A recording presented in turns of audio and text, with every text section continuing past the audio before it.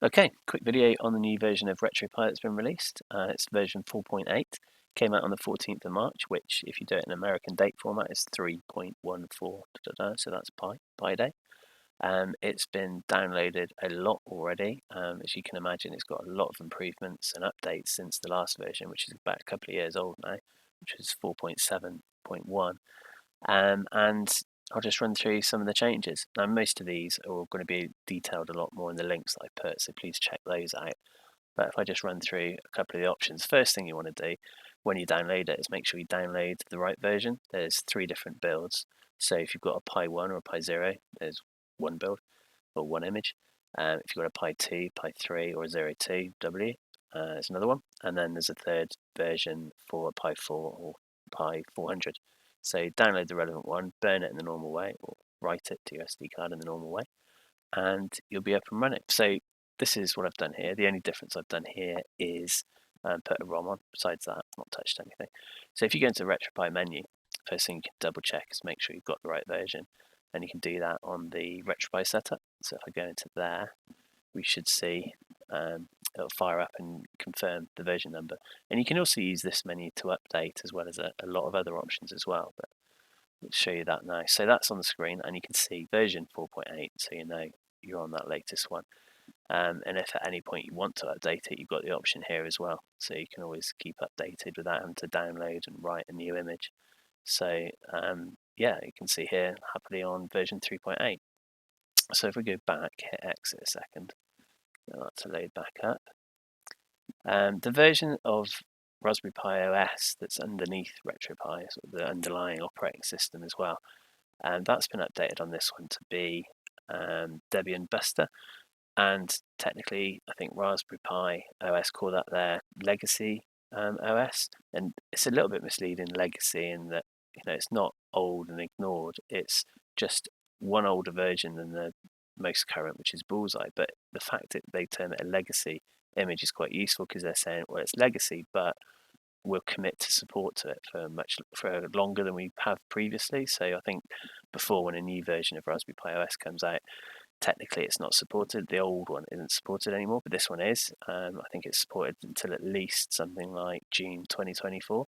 So this is a great sort of time to build an image around this, because Raspberry Pi OS will be supported for quite a while on this particular version of Buster. But again, I'll put a link showing details of what that means in the description, so check that out. One of the changes that a lot of people might find really useful is under the Wi-Fi menu. If we go into there, you can see now that there's an option with an on-screen keyboard to enter your password, which makes things a lot more convenient if you haven't got a keyboard handy or you can't remotely do this. So in the first option there, if I choose connect to a Wi-Fi network, I'll just pick a random one here.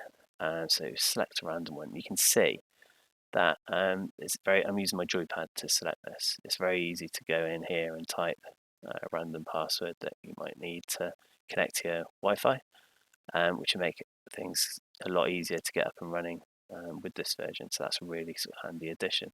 So we cancel that. Let's go back out here. Another update that could be really useful is the RetroArch update. So there's a newer version of RetroArch which sort of runs all the libretro based emulators. So if we go into that, we can confirm what version that is. We can see in the changelog that I post in the description what changes there are in this version, but this way you can just check you are on the latest one. So I think under help, you can see in the bottom left there, it just confirms 1.10.0. So that's the version that's been bundled with RetroPie 4.8, which is obviously a lot newer than the previous one in 4.7. Okay, so if we quit that. Another update is this user interface, EmulationStation itself. This version of EmulationStation is a fork just for RetroPie, so it's sort of very closely tied in with RetroPie and makes it really good front end, than perhaps much better than the official older version that hasn't been updated for several years. So you can check what version you're on now with pressing start at the bottom there. It says EmulationStation 2.10.1. I think the latest version is slightly newer than that. I think it's 2.10.2. So if you wanted to update that, you can use that menu we were in a minute ago to do so. I think the latest version came out about, looking at this, a couple of weeks ago. So if you wanted 2.10.2, I'm not too sure without checking what changes have happened between those versions, but you can do that with the RetroPie menu. So that would be back in here. And if we go to RetroPie setup, there should be an option just to specifically update that EmulationStation binary. Take a second to go in here. There we go. I have loaded this once before as well, so I've missed the sort of splash screen that says, hey, this is RetroPie, no ROMs are included, and that sort of thing. But other than that, you'll end up on this page, and then you can say manage packages, and under manage packages, you've got the option of, I think, manage core packages, and then down here, EmulationStation. So if I select that, it'll have a quick check to see what the latest version is, and then confirm if you can update it or if there's a newer version. My internet connection is not the quickest from the pipe, but there we go. So at the top there, third line down, you can see update is available, and then if I chose update from binary, you get a newer version of EmulationStation that is about. Okay, yeah, and I think actually that top bit says installed via binary on 26 December. That was the prior version to what we're on now, so that's the version that's running now. I think. Yeah, that's the case. And then you could just say update from binary, and then, yeah, you get a slightly updated version there. What else? There's a whole list of emulators and their associated binary files that are the emulator that have been updated. So I'll post a list of those so you can see which ones have changed. But generally, you know, this build has got a significant amount of effort put into it over the years. The configuration options for the users are quite extensive. Phenomenal amount of support and just functionality, and this is absolutely amazing. So if you ever do feel like contributing to the project, I know the lead developer has got a Patreon page and donation options, so please do think about sort of joining that Patreon or contributing, because it is such a fantastic project, and the amount of hours that must have been put into this is phenomenal. So do support in any way you can. I'm sure it would be much appreciated there. So I think in terms of this 4.8 release, for the end user, you know, it's not going to make an awful lot of difference in terms of playing games, because the ROMs aren't going to change, and whilst the emulators in some cases have been updated, the experience is still going to largely be the same, but it's just a much more updated, got more options, there's more configurability within this, and you can generally perhaps get a bit of a better experience within it. So it's, if you want to update, now would be a great time to do it. I think this 4.8 version is really good. I was running through this EmulationStation, even just this bit earlier, and maybe it's just because I haven't used this in so long, but everything seems very snappy when I'm choosing particular options. Nothing sort of lags, nothing crashes. It's a lot more stable than I remember it before. So I think this particular fork of EmulationStation is really good. I know a few years ago I made a video on a track mode, a different user interface, and I thought, oh, maybe I'd try using this. But the options that you get within EmulationStation now are pretty extensive.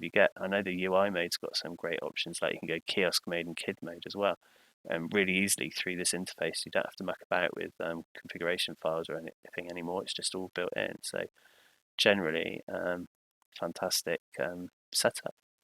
So that's a pretty short video. I'll stretch it out. I'll play a game for the next 5 minutes.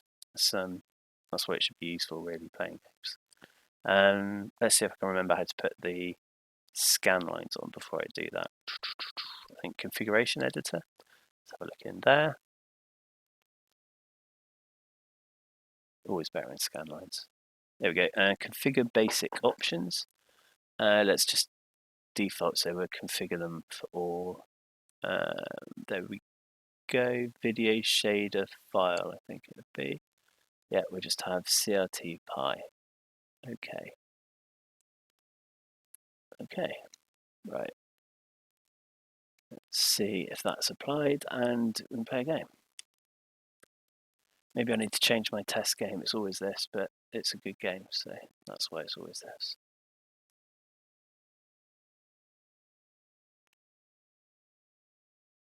See if that shader applied. Yeah, looks like it did. Good. Okay, I'll just play until I lose a life and I'll quit then. If you've got any views on who shall I be? Probably Axel. If you've got any views on the next video, just paste it in the comments, please, and I'll happily take a look at suggestions. So, okay, so punch, jump.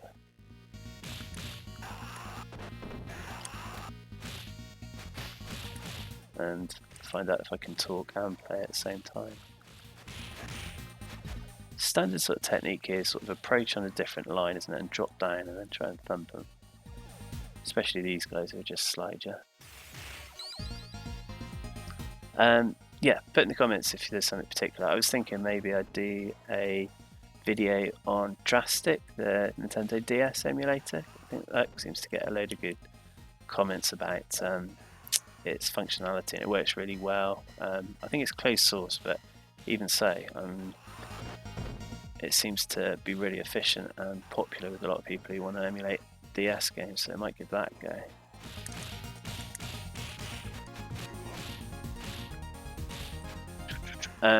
Or I think Retro Gamer magazine this month has got a big article on the new Amiga A500 Mini, so maybe it's time for an updated video on how Amiga emulation works. I think Amiberry is the most popular one, and a new version of that's come out recently, I think, so maybe I'll look at Amiberry. I don't know if you've tried Streets of Rage Remake, but at this point here on Streets of Rage Remake, this camera pans up to a sniper in the window, and you've got to kind of keep moving, otherwise you stay still, you get pot shots taken at you. It's great, that Streets of Rage Remake. But then this classic version is pretty good as well.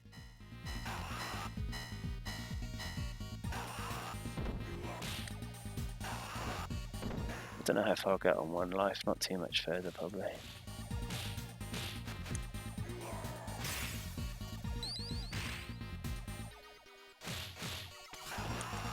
I never bother with the weapons, they're more trouble than they're worth. Ooh.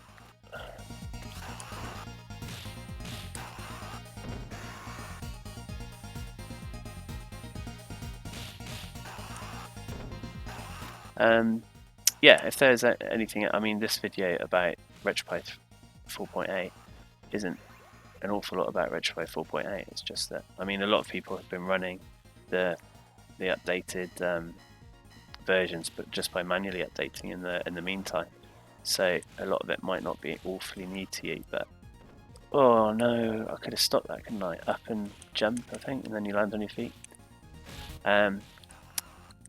Yeah, so this is probably more about playing games than it is about the update, although really playing games is what it's all about, so that's okay. There we go. Yeah, if you're hanging on for anything else interesting in this video, there's not going to be. It's just going to be me playing until I lose a life.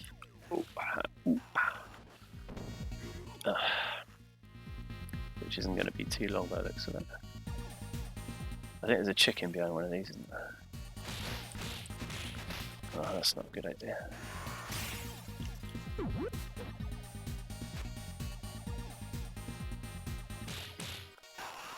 What else could I do a video on? I think, besides other emulators for systems, and don't forget those RetroPie documents on the forum. There's a link on the forum and the main page for the documentation. It's all really clear and really useful in order to get things up and running quickly. Often there's only a few steps to get something working. It's a lot quicker than watching a YouTube video, certainly one of my YouTube videos, just following the guide saying click this, type that, press that, and whoa, it'll get you up and running on a lot of different options really quickly. It's really clear and easy to use on that document system. I think I used one the other day to get something up and running. Or maybe I could do a video on MAME. There's always loads of questions about that. Understandably, it's a bit more complicated than other systems to get up and running, but still very doable. That's one of my favourite systems, just to replay those arcade games that were out in the 80s. Fantastic. 4 lives. I forget when I got the extra one there.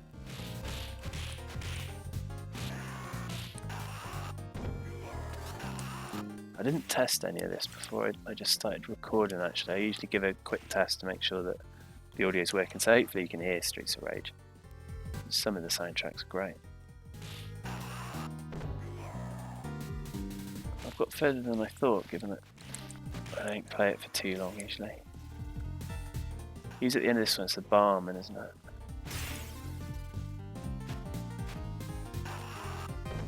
There we go.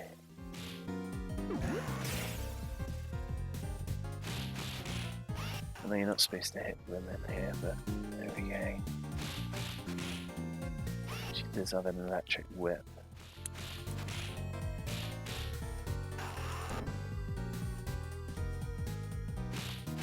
It's probably an ideal combo you can. Hang on, so.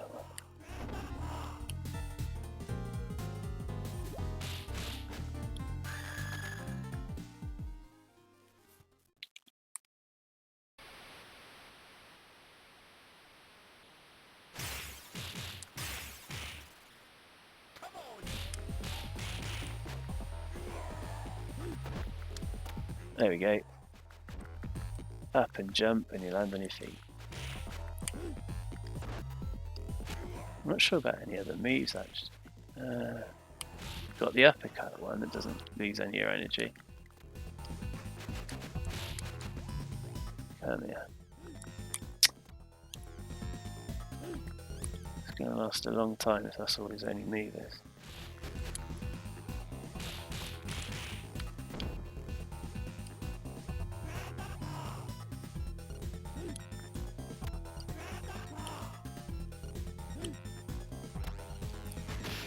Come on, no!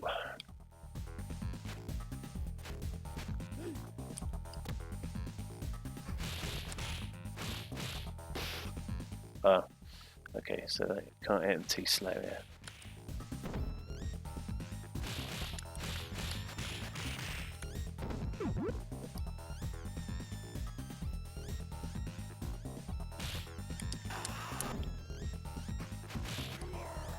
Ooh-ar.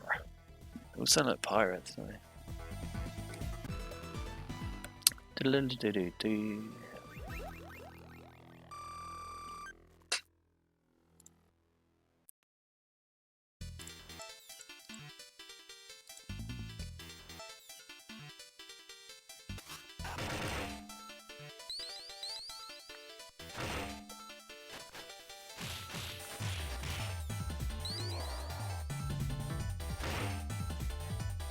And in terms of Pi 4, all my videos obviously are based pretty much on this one that's embedded into a retro flag Mega Drive case, which are really good by the way. Those retro flag cases are high quality.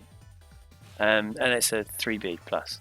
So all my videos are based on the 3B. As soon as I get a 4, I'll do some there because there are some differences other than the sort of hardware. I think some people certain configuration is different for certain things on a Pi 4. I'm not sure. I've never tried one. I should have bought one when they came out. But I've put my notification thing on all the sites that sell them, so as soon as they come back in stock, whoa, I should be able to get one. Is his bike blowing up? Right.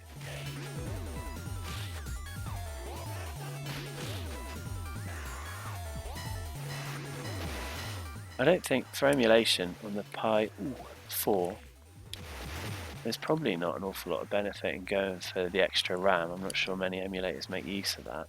I think, what are the options on a Pi 4? 1 gig, 2 gig, 4 gig, 8 gig, or just 248?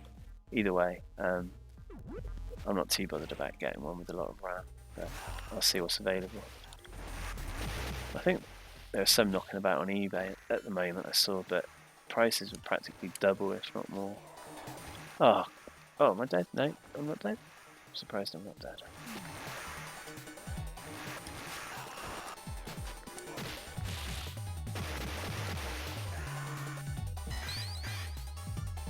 Whoa.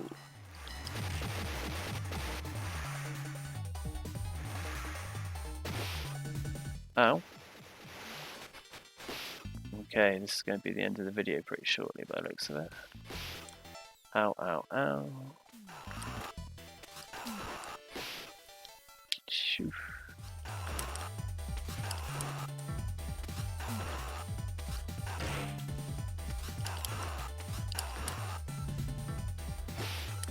Ow. And that's it. Good game, good game. Quit. I hope you enjoyed the video. Most of it was Streets of Rage 2. Other than that, RetroPie 4.8 is out. Download it, check it out. It's fantastic. And thanks for watching.